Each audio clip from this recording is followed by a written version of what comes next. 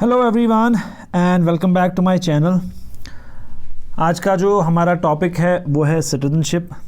लेकिन topic start करने से पहले मैं आपसे ये कहूँगा कि आप लोग अगर वीडियो देखेंगे उससे आपका कुछ बेनिफिट होगा तो ही मेरे बनाने का पर्पज़ है। तो मैं चाहूँगा कि आप लोग वीडियो को जब देखते हैं शेयर भी किया करें और जो पहली बार चैनल पे आया है वो सब्सक्राइब भी ज़रूर करें।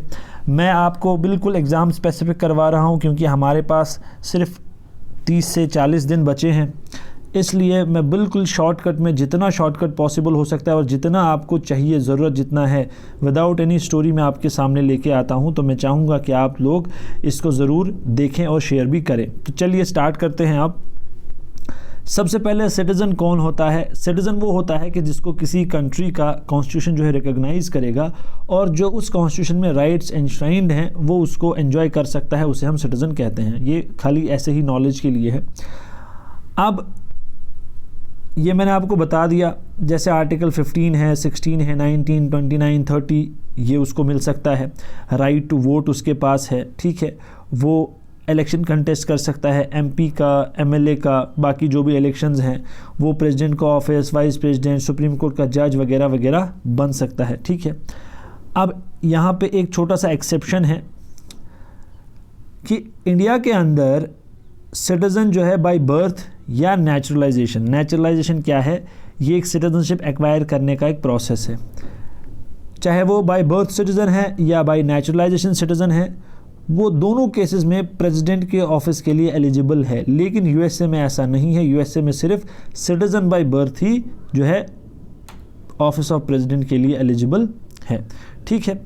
अब आर्टिकल 5 से 11 और पार्ट 11 जो है सेकंड जो है वो डील करता है आपका सिटीजनशिप के साथ। अब आपका आर्टिकल 5 क्या कहता है? पर्सन डोमिसाइल ऑफ इंडिया, मतलब इंडिया का डोमिसाइल कौन है? एक, जो पैदा हुआ इंडिया में, दूसरा either of parents born in India, और तीसरा हैज़ बिन ऑर्डिनरी सिटीज़न, कि जब से कॉन्स्टिट्यूशन लागू हुआ उसके 5 साल बाद तक, ठीक है, वो एक ऑर्डिनरी सिटीज़न रहा, उसको भी हम बोलेंगे डोमिसाइल ऑफ इंडिया। उसके बाद आर्टिकल 6 डील करता है कि person migrated to India from Pakistan, ठीक है। पाकिस्तान से कोई बंदा कहाँ आया? इंडिया आया। उसको सिटीज़न कब मानेंगे? इफ़ ही और आइदर ऑफ हिज पेरेंट्स और any of his grand parents were born in undivided India. उसको सिटीज़न हम तब मानेंगे कि जब उसके कोई पेरेंट्स, दोनों में से एक, या ग्रैंड पेरेंट्स अनडिवाइडेड, जब इंडिया डिवाइड नहीं हुआ था, पूरी इंडिया की टेरिटरी में वो पैदा हुआ कहीं भी, तो उसको हम मानेंगे सिटीज़न आर्टिकल 6 में। इसमें मेन लाइन जो आपको याद रखनी है आर्टिकल 6 की वो है जिसने माइग्रेट किया इंडिया से Pakistan to India from Pakistan. Citizen, अब आर्टिकल 7 में क्या कह रहा है कि citizen of those who migrated to Pak and then back to India. 6 ने क्या बोला कि वो इंडिया आया पाकिस्तान से। 7 ने बोला कि जो पाकिस्तान गया और फिर पाकिस्तान से वापस इंडिया आया, उसकी बात करेगा आर्टिकल 7। आर्टिकल 8 कहता है citizen of persons of Indian origin. Citizenship किसकी? पर्सन्स ऑफ इंडियन ओरिजिन, कि जिनका ओरिजिन कहीं है और वो कहीं रह रहे हैं या क्या कर रहे हैं, इसके बारे में जितनी भी सारी चीज़ है कि वो सिटीजनशिप लेना चाहते हैं या क्या प्रोसेस है। तो इसमें आपने एक लाइन याद रखनी है, आर्टिकल डील करता है किसके साथ? Citizenship of persons of Indian origin, ठीक है। अगर डायरेक्ट क्वेश्चन आएगा तो ऐसा ही आएगा। आर्टिकल 9 आपका कहता है termination of citizenship, automotive termination. ये आपने याद रखना है, ये कंडीशन बाद में मैं बताऊंगा, लेकिन आर्टिकल 9 आपने याद रखना है कि आर्टिकल 9 क्या कहता है कि टर्मिनेशन, सिटीजनशिप को टर्मिनेट करना, ठीक है। आर्टिकल 10 आपका कहता है continuance of the rights of citizenship unless parliament has made law, ठीक है, कि आप तब तक जो है राइट्स एंजॉय कर सकते हैं जब तक पार्लियामेंट उसके लिए कोई लॉ नहीं लाता है, ठीक है। अब देखिए यहाँ पे छोटी सी मैं आपको एग्जांपल देता हूँ। जैसे पार्लियामेंट ने आपका सिटीजनशिप अमेंडमेंट बिल लाया। अब नेचुरलाइजेशन से क्या था कि 11 साल आपको सर्विस देनी होती है इंडिया में, ठीक है। लेकिन अब जो अमेंडमेंट बिल आया उसमें जिन कम्युनिटीज़ को अलो किया है सिटीजनशिप लेने के लिए, उनका वो 11 साल का पीरियड ख़त्म करके सिर्फ 5 साल कर दिया है, ठीक है। तो ये पार्लियामेंट ने लॉ लाया, ठीक।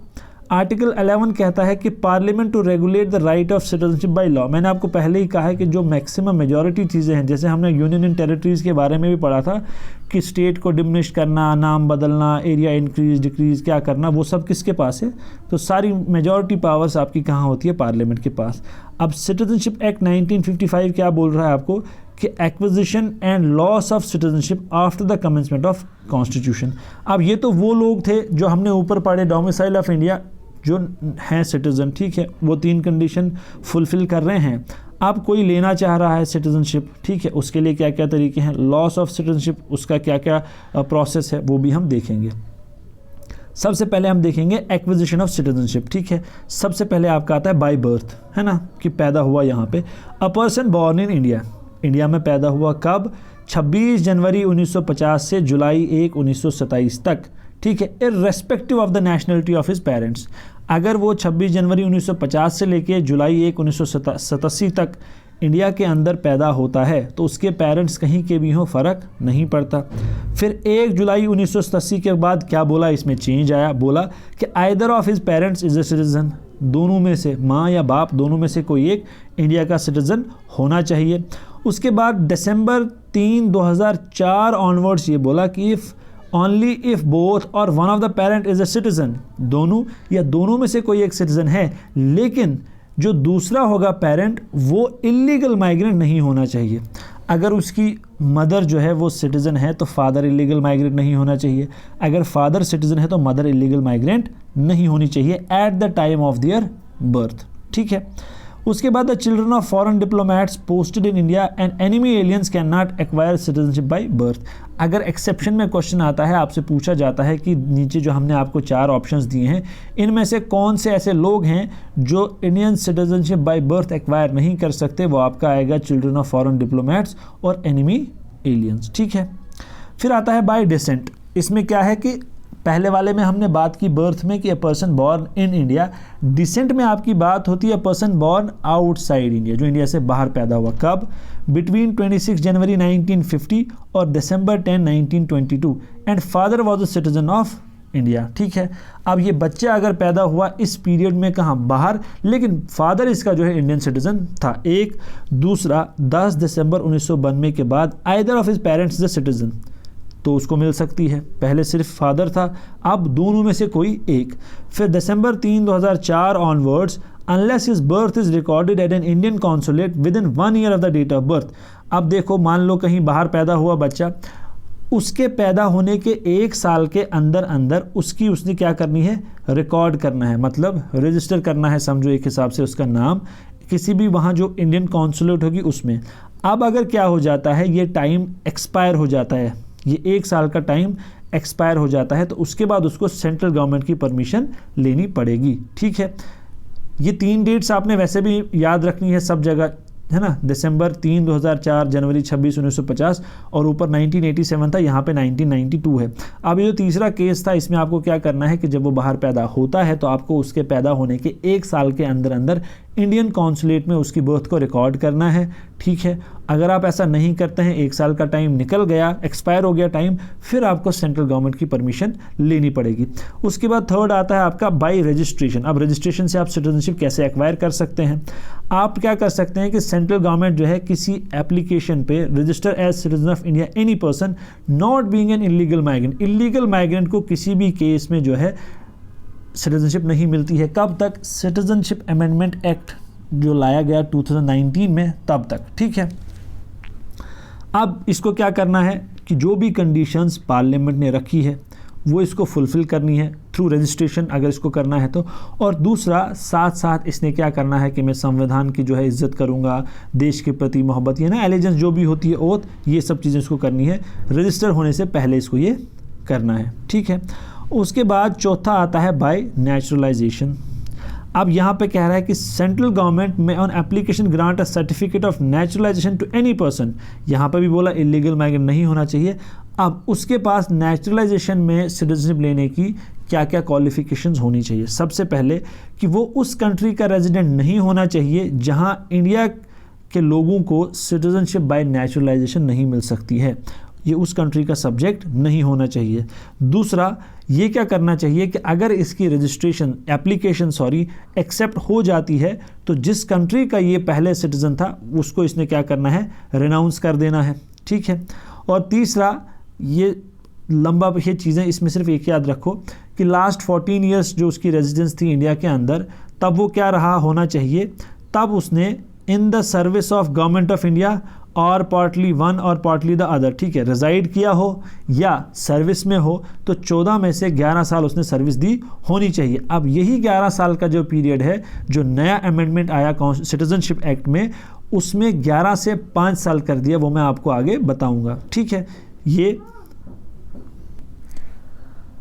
अब इसमें एक दो चीज़ें और हैं, वो मतलब कॉमन सेंस है कि वो 18 ईयर्स का होना चाहिए, ठीक है, साउंड माइंड का होना चाहिए, और एक चीज़ ऐड कर लेना यहाँ पे कि उसको एक लैंग्वेज आनी चाहिए जो कॉन्स्टिट्यूशन ने रिकॉग्नाइज़ की है। जो 22 लैंग्वेजेस हमारी रिकॉग्नाइज्ड हैं उनमें से एक लैंग्वेज उसको आनी चाहिए, ठीक है। फिर आपका आता है बाय इनकॉर्पोरेशन ऑफ टेरिटरी, मतलब कि फ्यूचर में जैसे if any foreign territory becomes a part of India, government of India क्या करेगी, स्पेसिफाई करेगी कि कौन लोग सिटीज़न है या नहीं है, ये सब, और ये सब चीज़ें जो हैं इन्हीं के हाथ में है, ये कॉमन सेंस है ना। उसके बाद दूसरी चीज़ आपकी आती है कि लॉस ऑफ सिटीजनशिप। लॉस कब कब हो सकता है, आपकी सिटीजनशिप जो है कब कब ख़त्म हो सकती है। अब सबसे पहले, citizen of India of full age and capacity can make a declaration renouncing his Indian citizenship, ठीक है, मतलब एडल्ट है और साउंड माइंड का है, वो क्या करता है, अपनी सिटीजनशिप को क्या करता है, रिनाउंस करता है, इंडियन सिटीजनशिप को। और इस डिक्लेरेशन की रजिस्ट्रेशन के साथ साथ क्या हो जाएगा, that person ceases to be a citizen of India, ठीक है। पहली चीज़ कि किसी ने खुद बोला कि मुझे ये सिटीजनशिप जो है नहीं चाहिए, उसको कहीं और की मिल गई तो यहाँ की वो रिनाउंस कर रहा है, हो गया ये। दूसरा उसमें साथ क्या है कि every minor child of that person, जो भी उसका छोटा बच्चा है, एडल्ट नहीं, छोटा बच्चा, उसकी भी क्या हो जाती है, लूजेस द इंडियन सिटीजनशिप, वो भी सिटीजनशिप उसकी भी ख़त्म हो जाती है, जो माइनर बच्चे हैं। लेकिन ये बच्चा जब 18 की एज अटेन करेगा, ही में रिज्यूम इंडियन सिटीजनशिप, ठीक है। उसके बाद बाय टर्मिनेशन, अब टर्मिनेशन जो मैंने आपको पहले कहा था, अब टर्मिनेशन में क्या होता है कि अगर कोई Indian citizen voluntarily acquires the citizenship of another country, ठीक है, जैसे कोई शख्स जो है वो किसी दूसरी कंट्री की सिटीजनशिप एक्वायर कर रहा है तो ऑटोमेटिकली नेचुरली उसकी जो है इंडियन सिटीजनशिप जो है वो ख़त्म हो जाती है। जैसे अक्षय कुमार है, उसने कैनेडियन सिटीजनशिप एक्वायर की है तो इंडियन सिटीजनशिप उसकी ख़त्म अपने आप, मतलब वो फिर एप्लीकेशन दे या नहीं दे तो भी उसकी खुद ब खुद ख़त्म हो ही जाती है। फिर आपका आ गया बाय डेप्रिवेशन, ठीक है, यह है कंपलसरी टर्मिनेशन, मतलब यहाँ पे करना ही नहीं है, विदाउट एनी एक्सक्यूज़ ख़त्म कर देनी है सिटीजनशिप। कब कब, obtain the citizenship by fraud, ठीक है, उसने कोई डॉक्यूमेंट्स फ्रॉड दिखाए, कोई और फ्रॉड किया और सिटीजनशिप उसने एक्वायर कर ली, तब। दूसरा, shown disloyalty to the constitution of India, क्योंकि देखो पहले उससे ओथ ली जाती है कॉन्स्टिट्यूशन के ऊपर हाथ रख के या क्या करके, तो अगर अब वो डिसलॉयल्टी दिखाता है कॉन्स्टिट्यूशन के प्रति तो उसको क्या किया गया, उसकी सिटीजनशिप ख़त्म हो जाएगी, है ना। तीसरा, unlawfully communicated with enemy during war, उसने क्या किया कि जंग हो रही है और उसने दुश्मन से बात की। अब बात तो वैसे भी करते हैं लेकिन इसने क्या की, अनलॉफुली बात की या फिर कोई ऐसी इन्फॉर्मेशन उस तक पहुंचाई तो तब भी इसकी सिटीजनशिप ख़त्म हो जाएगी। इसके बाद इंपॉर्टेंट चीज़, ये डीप वाला पॉइंट इंपॉर्टेंट है कि उसने सिटीजनशिप एक्वायर की बाय नेचुरलाइजेशन या रजिस्ट्रेशन, लेकिन जिस दिन इसने ये नेचुरलाइजेशन से या रजिस्ट्रेशन से क्या की, सिटीजनशिप ली, उसके बाद 5 साल के टाइम के बीच में इसको 2 साल जेल हो गई किसी भी कंट्री में, imprisoned in any country for 2 years, तो इसकी सिटीजनशिप ख़त्म हो जाएगी। ऑर्डिनरी सिटीजन इंडिया का, लेकिन यह है out of India for 7 years continuously, तो इसकी सिटीजनशिप ख़त्म हो जाएगी, ठीक है। फिर सिंगल सिटीजनशिप का क्या कंसेप्ट है, हमारा कॉन्स्टिट्यूशन फेडरल है ना, एक सेंटर में है गवर्नमेंट, एक स्टेट में गवर्नमेंट है, लेकिन सिटीजनशिप हमारी सिंगल है, ठीक। उसके बाद no separate citizenship like USA and Switzerland, अगर एग्जांपल में वहाँ क्वेश्चन आता है तो याद रखना कि यूएसए में और स्विट्ज़रलैंड में 2 सिटीजनशिप है, सेंटर की अलग और स्टेट की अलग। In India all citizen enjoy same political and civil rights of citizenship, है ना। आर्टिकल 14 का मतलब जो जम्मू कश्मीर में है वही आर्टिकल 14 का मतलब केरला, कन्याकुमारी, कर्नाटका में भी है कि नहीं। तो सब जगह जो भी आपको राइट्स मिलते हैं इंडिया के अंदर वो सारे सिटीजनशिप्स को यूनिफॉर्मली सेम मिलते हैं, ठीक। Indian constitution like Canada has introduce single citizenship and provided uniform rights. तो जिस तरह इंडिया में गवर्नमेंट है ना, सेंटर में एक, स्टेट में एक, सिटीजनशिप एक, यूनिफॉर्म राइट सबके लिए सेम है, कहीं नहीं, तो वो कहाँ से, जैसे कनाडा में है वैसे ही इंडिया में भी है। अब सिटीजनशिप अमेंडमेंट एक्ट 2019 क्या था?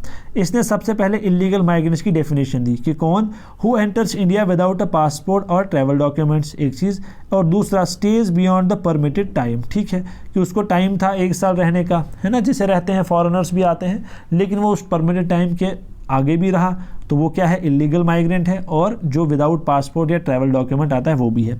अब इसमें मैं आपको लॉन्ग एंड शॉर्ट बात बताता हूँ, यहाँ से अगर कोई चीज़ पूछी जा सकती है, देखो ये तो नहीं पूछेंगे कि कौन सी कम्युनिटी जो है वो इससे एक्सक्लूड की गई है, वो मुस्लिम्स हैं।